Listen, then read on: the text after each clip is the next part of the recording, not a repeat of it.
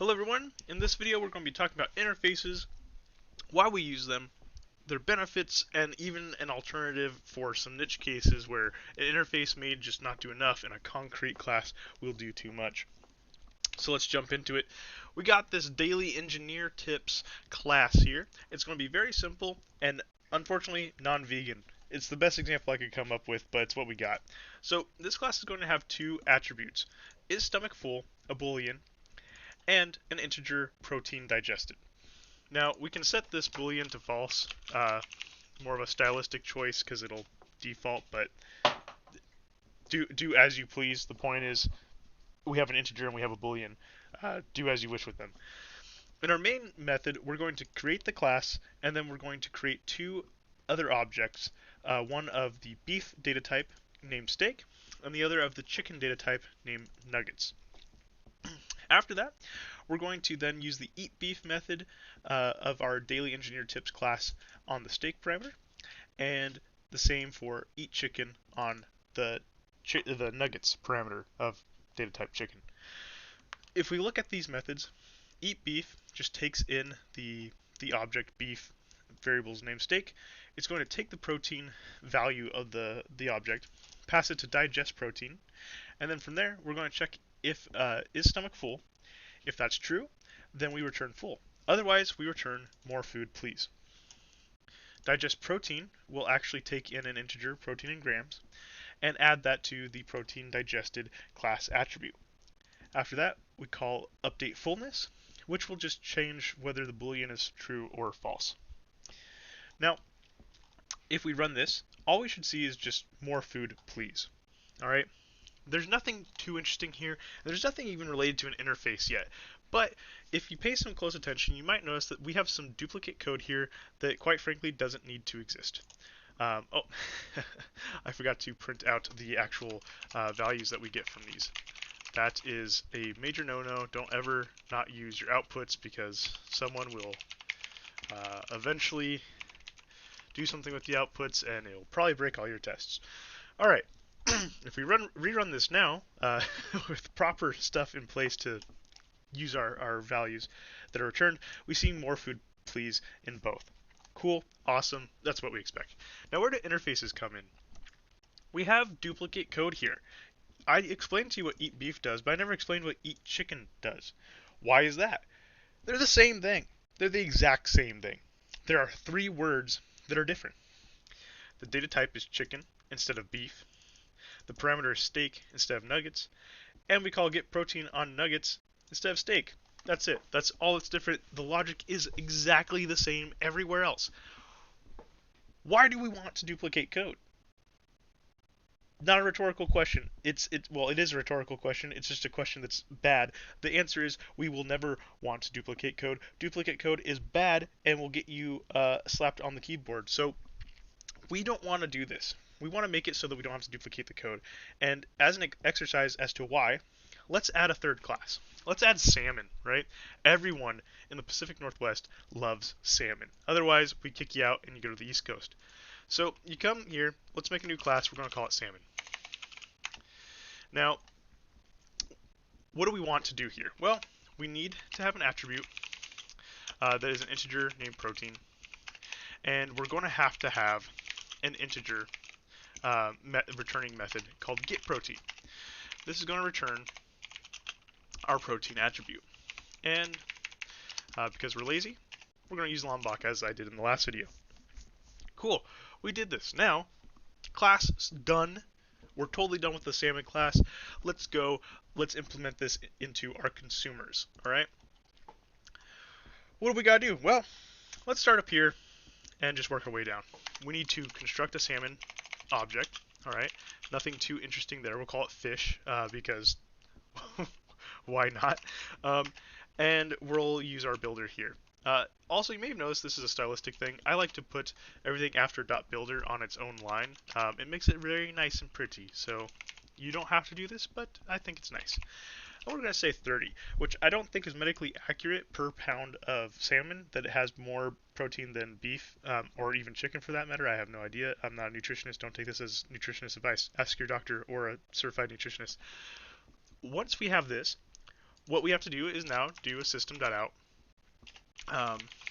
print line and eat salmon, which doesn't exist. Okay. Bad news bears. What do we do? I also misspelled salmon. Oh no. The method doesn't exist. We have to write a third method for eating. So let's do that. For some reason this thinks that it should return a boolean, which is foolish. Alright. We're going to do that. We're going to take it in. What do we need to do? Oh, we need to digest the protein. So then we'll just take fish, get protein. Okay, what's the next thing? Oh, okay, we checked if. If is stomach full. And then from there, we'll return full.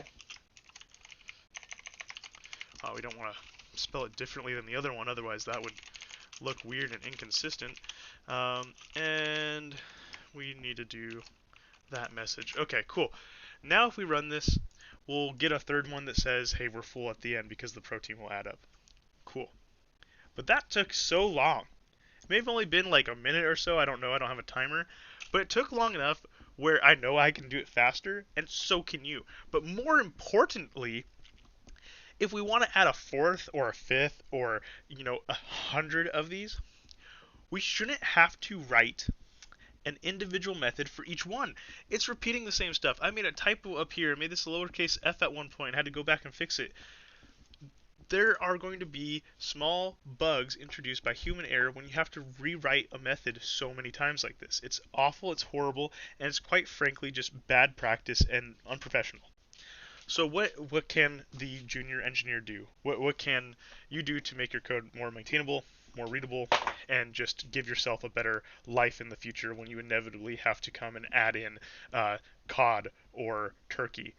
Well, you're going to get rid of these two methods down here, all right? And you can get rid of any two of them, all right? Do it in a fun pattern. Get rid of the first one and the last one. Get rid of the last two. Get rid of the first two. Whatever. Just get rid of some of them. And then you're going to get rid of the meat specific part, the salmon. And you're going to replace that with meat. Next, you're going to change this to meat for the data type, and we're going to change the name of the variable to meat to make it generalized. Now look at that. Same method. We just refactored some names. What do we do above? Above, we're going to change this to eat meat. All right, and I get that this is still going to give us some errors. Don't worry, we will handle them briefly. All right, now we have three syntax errors, and they're all going to say the same thing. I required meat, but I was provided something that wasn't meat. Oh no, what do? Scary. The fix to this is so simple. It's so simple, and it's why we use an interface. If we look at this type that I just put in here, obviously it has a get protein method, right? Because the IDE isn't reporting a syntax violation. So what is this? Let's go look at this data type. Wow, only only 4 lines with anything on it. One is the package, and one is just literally a single bracket. These 4 lines are what's going to be magic for us. The interface defines what methods someone can use. It doesn't define what they do. It doesn't define how they behave or anything. It just says this is the name of it and this is what it returns. That's it. This adds structure to your code and removes logical dependencies. When I say logical dependencies, I mean we had to write a method that knew that we were taking in salmon, that knew we were taking in beef and chicken. Using this, we don't care, right? It's even in the name of the interface. We call it meat. Why do we call it meat and not literally anything else? Because we're being generic. We don't care about the specifics. We just care that anything that inherits from this has a protein or a get protein function. If we go into chicken, we can simply just say implements meat. And we're going to do this in all 3 classes. And you'll see something interesting happen in the IDE here. This gray function, get protein, becomes yellow. And it does that because suddenly, as we implement the interface meat here, that method is now used. It wasn't used before, and now it is. Oh. Yeah, we'll get back to that. What we need to do, though, to just kind of lighten this all up, let's provide public here. um, what we need to do now is go and run this and see if everything works as expected. All right, we go in here. We have no syntax errors anymore. They're gone. If we run it, do we get the same output? Do we get the full, and or the more food, full? The answer is yes. And we have only one method doing all the work. This is awesome. And as you work in your career more often, as you produce code, you'll notice a common theme where there are instances where this could have been done before, but people didn't have the foresight to do it then, or they just lacked the skill. They didn't think about interfaces. They didn't think ahead to the polymorphic design pattern here. They didn't think, oh hey, we have chicken now. There's no way we'll ever have beef. There's no way we'll ever have salmon. So you got to be a little preemptive here. You got to create this interface and this code before it's needed. But that's part of the job. That's part of what makes things nice and easy to maintain is the work that you do now instead of later. And I said, what happens if we want to add a fourth? If we want to add a fourth, it's just as easy. We go in here. Let's add another method. Let's call it turkey, because why not? We just need to implement meat. When that happens, we're going to get a syntax error saying, hey, you need to implement the method from your interface. And you'll get this for every single one of them. If you add more methods to the meat interface, you're going to get more methods in this pop-up menu saying these are the methods you need to implement.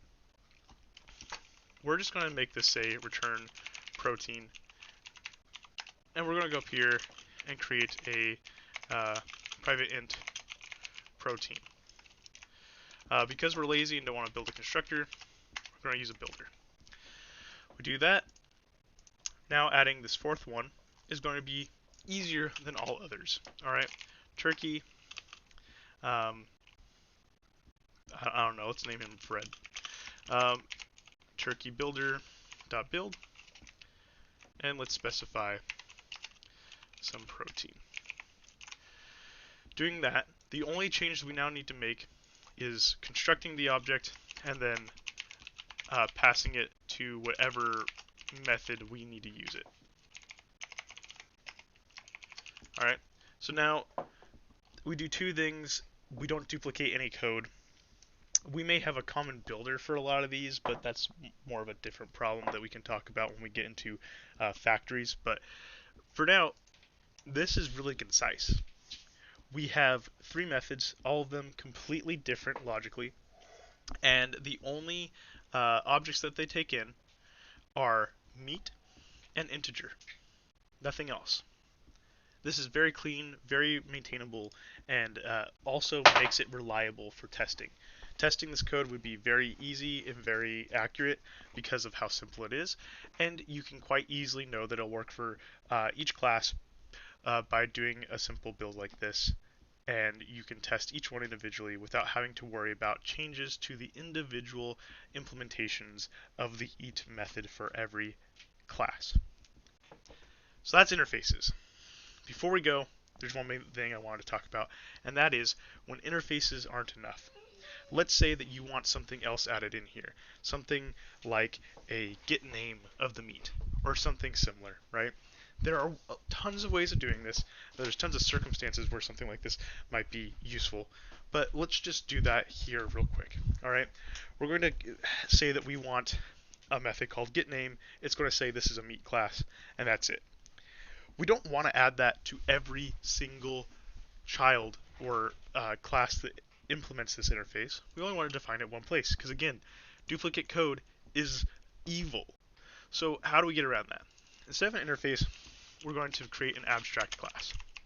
An abstract class requires that you make any of the methods that would have been defined in an interface abstractly, that you specify that that's the abstract method. And that's going to be a method with no implementation details, no body. For other methods, like this getName method, you're going to define it just like you would any other method, right? We're just going to say this is a meat class. Now, we want everyone to have this. Because this is no longer an interface, we need to change the implements to extends in each one of these classes.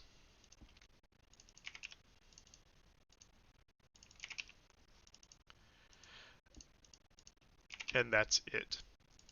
If we go back over uh, to this section,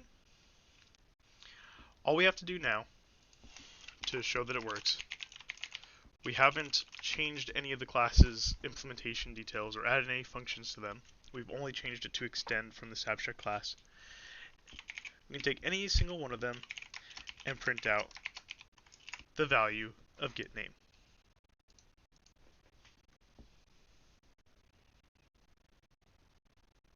And there you have it. We have more food, full, full. This is a meat class. So now if you have common functionality between all of your children, you can specify that common implementation, and then you can mark everything that is not a common implementation but a common interface as an abstract method, and allow each class to individually define and implement that method so that it fits to its purpose. Before I go, one last thing, just to kind of get the point across of how this can be useful. Some classes, even though we defined them to all use the same boilerplate for get protein, some classes, for whatever reason, might mutate this number. The salmon could divide it by 2, the turkey could subtract 8 or 7, the beef could multiply it by 1.7, or it can't because it returns an integer. It could multiply it by 2, and chicken could be the only thing that actually returns it as normal. This is why you want to make sure that your classes have control over that implementation, because they may each need to do something different for it.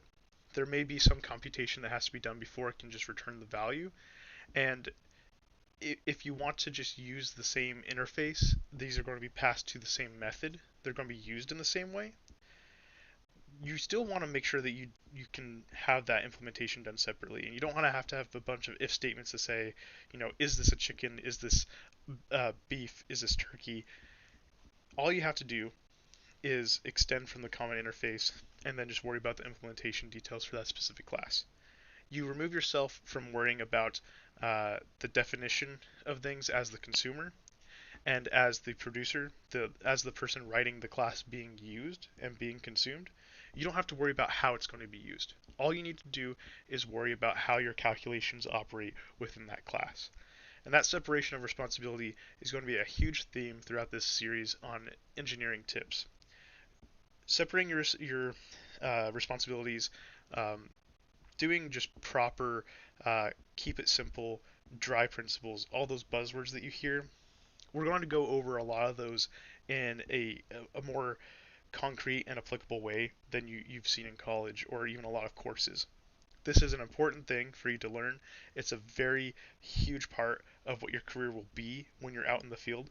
If you're working at Amazon or Facebook or even just some very, very small local software company, this is what's going to make things work. This is what's going to make your code reviews faster. It's going to be what gets you to a space and a mindset where you can easily write code and think about the larger picture of things. To get rid of the implementation details from your brain, put it into your instincts, and focus on the large picture, how customers are going to use things, and what the architecture of your service looks like, rather than having to worry about writing 10 different eat meat functions for every implementation. Thanks for watching. If you liked this video, hit the like button. If you want to see future videos in the series, hit that subscribe button. Thanks again. Have a great day.